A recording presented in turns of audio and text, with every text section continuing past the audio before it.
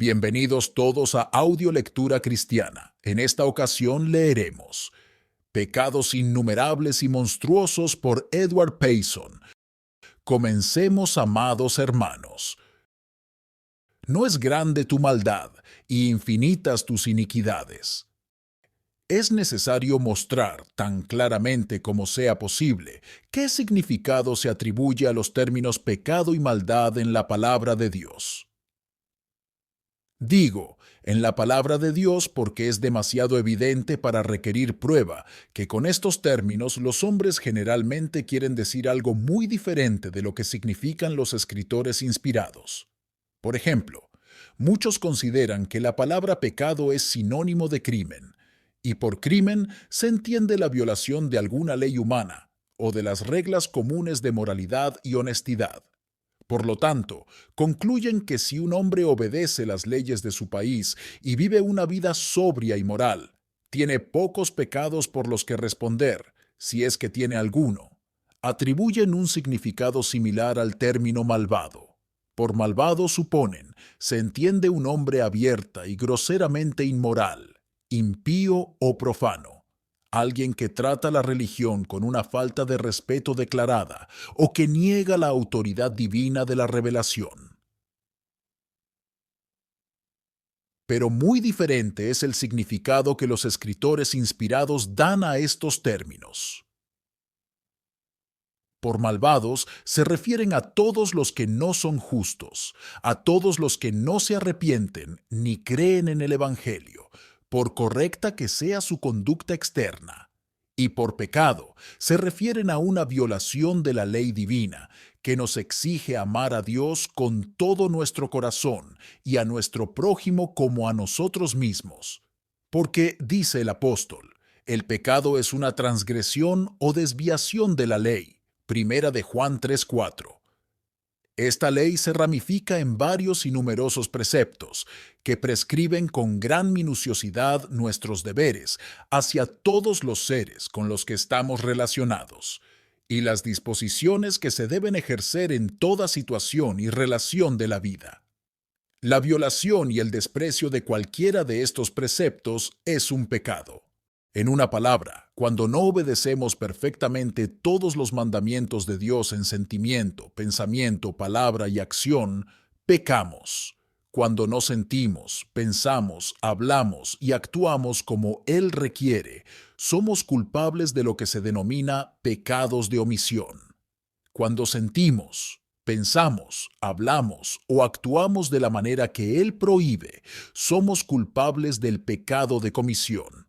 Estas observaciones generales serán suficientes para convencer a todo aquel que sepa algo de Dios, de sí mismo o de la ley divina, de que sus pecados son sumamente numerosos.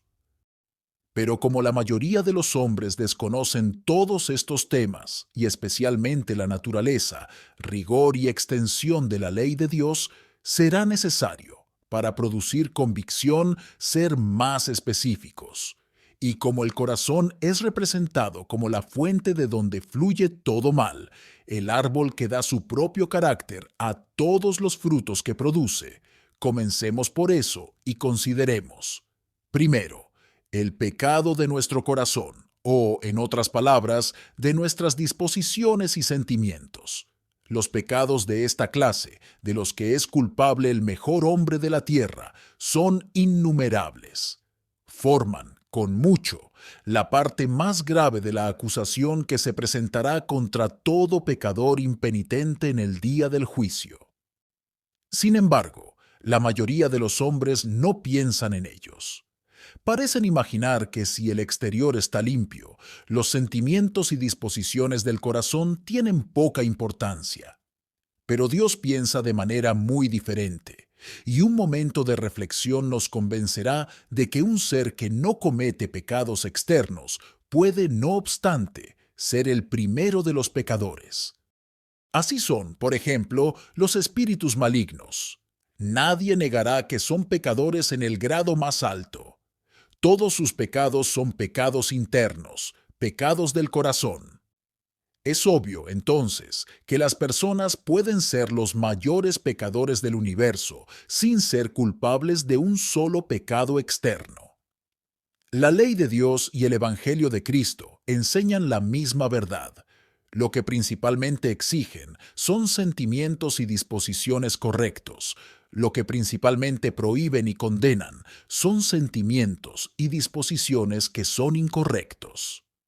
Si deseamos saber el número de nuestros pecados, debemos considerar primero y principalmente los sentimientos y disposiciones de nuestro corazón. Y si los consideramos así, nos convenceremos en un momento de que nuestros pecados son innumerables. Cada momento de nuestra existencia despierta en el que no amamos a Dios con todo nuestro corazón. Pecamos, porque este amor constante y perfecto a Dios lo requiere su ley. Cada momento en el que no amamos a nuestro prójimo como a nosotros mismos, pecamos, porque esto también se nos manda a hacer. Cada momento en el que no ejercemos el arrepentimiento, pecamos, porque el arrepentimiento es uno de los primeros deberes que se nos exigen. Cada momento en el que no ejercemos la fe en Cristo, pecamos, porque el Evangelio en todas partes requiere el ejercicio constante de la fe. Cuando no ponemos nuestros afectos en las cosas de arriba, pecamos, porque en ellas se nos exige que los pongamos. Cuando no estamos constantemente influenciados por el temor de Dios, pecamos, porque se nos manda estar en el temor del Señor todo el día. Cuando no nos regocijamos en Dios, pecamos, porque el precepto es, regocijaos en el Señor siempre. Filipenses 4:4. Cuando el contenido de la palabra de Dios no nos afecta adecuadamente, pecamos, porque esta falta de sentimientos indica dureza de corazón, uno de los peores pecados. Cuando no perdonamos ni amamos a nuestros enemigos, pecamos, porque esto es lo que Cristo requiere de nosotros. En una palabra, siempre que nuestros corazones no están en un estado de santidad perfecto, estamos pecando. Porque el lenguaje de Dios es, sed santos, porque yo soy santo. Sed pues perfectos, como vuestro Padre que está en los cielos es perfecto. Levítico 11:44. Primera de Pedro 1:16 y Mateo 5:48. Y si pecamos así cuando no ejercitamos los sentimientos correctos, mucho más pecamos cuando ejercitamos los que son incorrectos. Cuando estamos insatisfechos con alguna parte de la palabra de Dios o con alguna de sus dispensaciones providenciales, cuando sentimos una disposición a murmurar por nuestra situación, por nuestras desilusiones y aflicciones, por el clima o las estaciones, pecamos, porque estos son levantamientos del corazón de rebelión contra Dios. Nos impiden decir sinceramente, hágase tu voluntad. Mateo 6:10. Cuando odiamos a alguien, pecamos, porque el que odia a su hermano es un asesino. Cuando sentimos un temperamento vengativo o implacable, pecamos, porque si no perdonamos a nuestros enemigos, Dios no nos perdonará. Cuando nos regocijamos en secreto por las calamidades de los demás, pecamos, porque el que se alegra por las calamidades no quedará sin castigo. Se dice que Dios se desagrada con aquellos que se regocijan cuando su enemigo cae. Proverbios 24:17. Cuando envidiamos a los que están por encima de nosotros, pecamos, porque las envidias se mencionan entre las obras pecaminosas de la carne. Gálatas 5:19 al 21. Cuando codiciamos algo que es de nuestro prójimo, pecamos, porque el 10º mandamiento lo prohíbe expresamente. Cuando amamos al mundo, pecamos, porque si alguno ama al mundo, el amor del Padre no está en él. Primera de Juan 2:15. Pero me abstendré de extenderme, porque quien que conozca algo de sí mismo negará que la maldad de su corazón es grande y sus iniquidades innumerables. Consideremos en segundo lugar la pecaminosidad de nuestros pensamientos. Los pensamientos son fruto de la mente, como los sentimientos lo son del corazón, y las Escrituras enseñan claramente que pueden ser pecaminosos. El hombre sabio declara que los pensamientos necios son pecaminosos. Nuestro Salvador clasifica los malos pensamientos junto con los robos, los asesinatos y los adulterios. Mateo 15:19 y Marcos 7:21. Jerusalén, dice Jehová, lava de maldad tu corazón para que seas salva. ¿Hasta cuándo morarán en ti tus vanos pensamientos? Jeremías 4:14. Deje el impío su camino y el hombre inicuo sus pensamientos. Isaías 55:7. Los pensamientos del impío son abominación a Jehová. Proverbios 15:26. Oye, tierra, he aquí yo traigo sobre este pueblo maldad, el fruto de sus pensamientos. Jeremías 6:19. Incluso el carácter de los hombres está determinado por sus pensamientos y propósitos. Porque cuál es su pensamiento en su corazón, tal es él. Proverbios 23:7. Estos pasajes son más que suficientes para probar que se puede cometer mucho pecado en el pensamiento. Y si los pensamientos vanos y necios son pecaminosos, ¿quién, mis oyentes, puede enumerar sus pecados? ¿Quién puede siquiera enumerar los pecados de esta clase de los que es culpable en un solo día?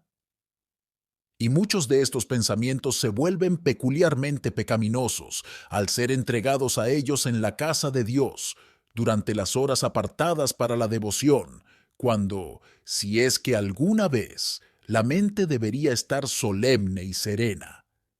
Pero aquí es imposible descender a los detalles. Debemos dejar que cada uno reflexione como le plazca sobre los pensamientos ateos, los pensamientos impíos y profanos, los pensamientos impuros, codiciosos, vanos, necios y absurdos que han pasado por su mente y han sido abrigados allí. Y mientras reflexionas sobre esto, recuerda que los pensamientos son el lenguaje de los espíritus incorpóreos, que los pensamientos son palabras al oído de Dios, y que nuestra culpa ante sus ojos no es menos grande que si hubiéramos dado expresión a cada pensamiento que se ha alojado en nuestra mente. Es agradable que encontremos a nuestro Salvador respondiendo a los pensamientos de quienes lo rodean, tal como lo haría si los hubieran expresado con palabras. Y en muchos pasajes, Dios acusa a los pecadores de decir lo que, al parecer, solo pensaron. A los oídos de Jehová, entonces, nuestros pensamientos tienen una lengua, y lo que Él los oye decir, lo podemos aprender de la declaración inspirada. Todo designio de los pensamientos del corazón de ellos era de continuo solamente el mal. Génesis 6:15. Y ciertamente ningún hombre que crea en esta declaración, ninguno que crea que los pensamientos son palabras a los oídos de Jehová, puede dudar de que su maldad es grande y sus iniquidades innumerables. Tercero, de los pecados del pensamiento, pasemos ahora a los de la lengua. De lo que se ha dicho acerca de nuestros sentimientos y pensamientos, es evidente que esta clase de pecados también debe ser sumamente numerosa, porque de la abundancia del corazón habla la boca. Mateo 12:34. Si pues el pecado prevalece en el corazón, fluirá por los labios. Que esto sucede es demasiado obvio.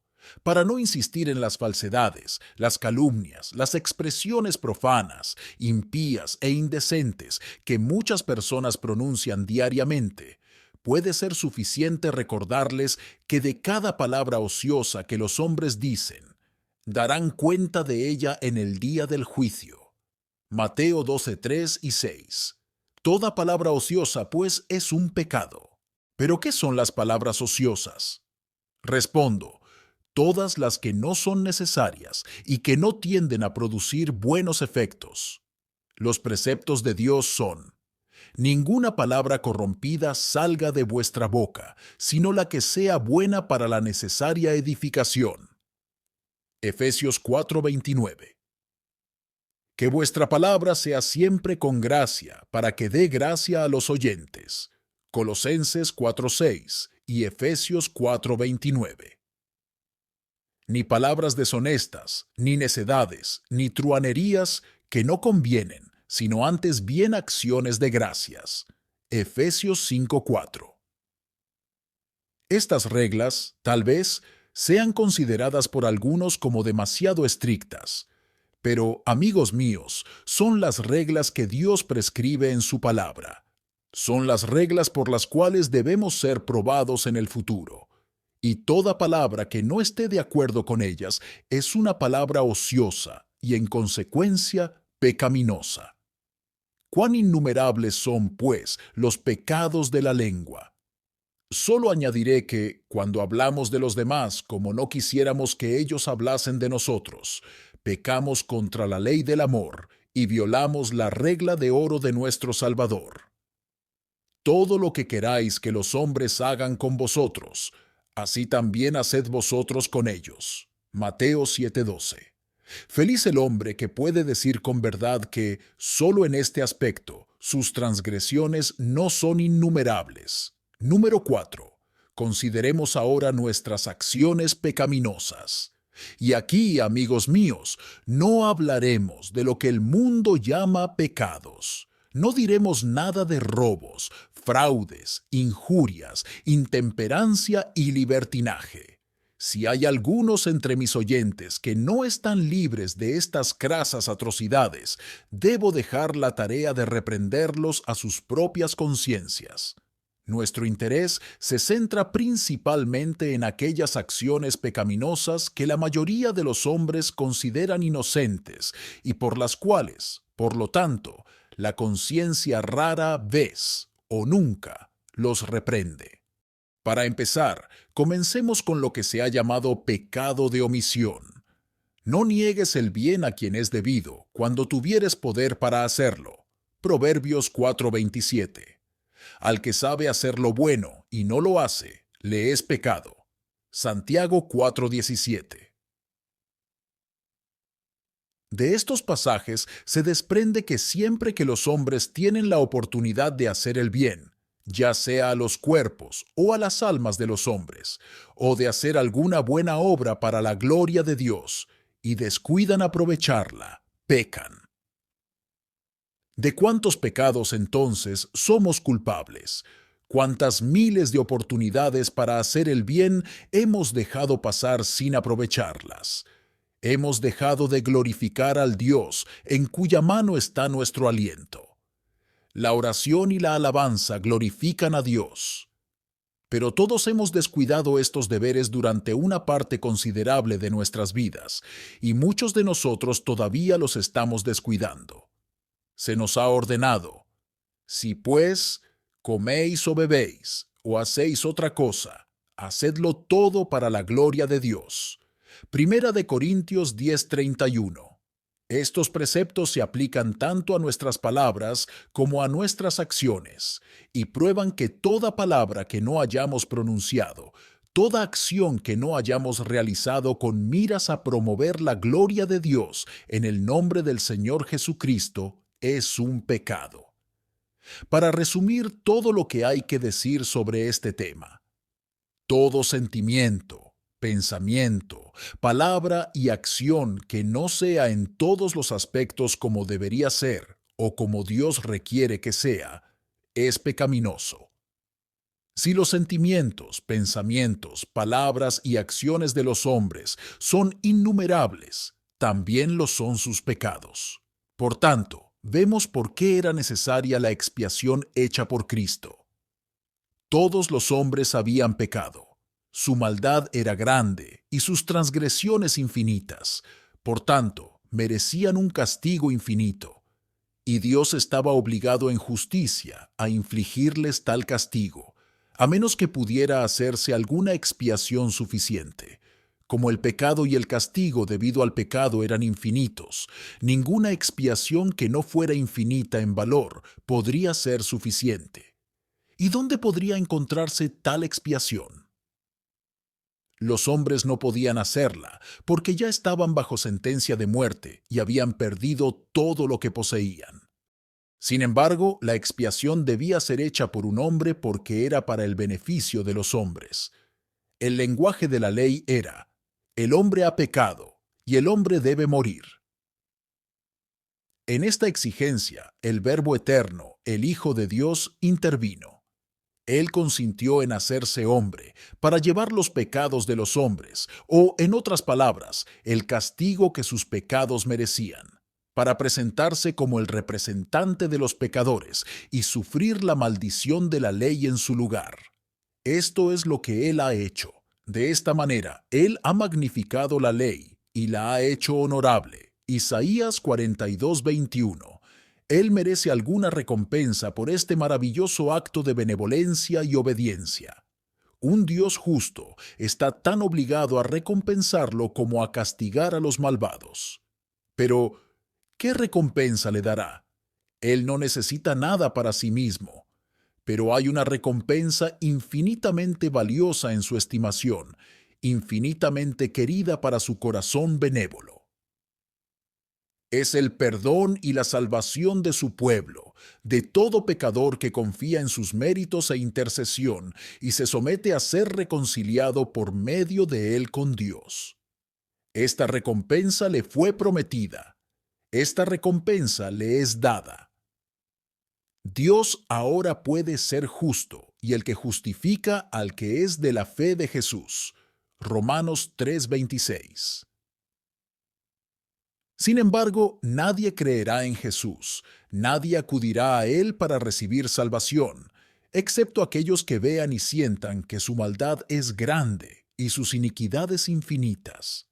Podéis ver, pues, mis amigos, por qué he dirigido vuestra atención a este tema. Podéis concebir fácilmente cuán precioso os parecería el Salvador si os sintierais agobiados por el peso de todos los pecados de los que se os acusa aquí. Volad, pues, a la cruz de Cristo, en quien tenemos redención por su sangre, el perdón de pecados según las riquezas de su gracia. Efesios 1:7. Amén. Muchas gracias por escuchar Audio Lectura Cristiana. El Señor les bendiga, amados hermanos. Hasta la próxima.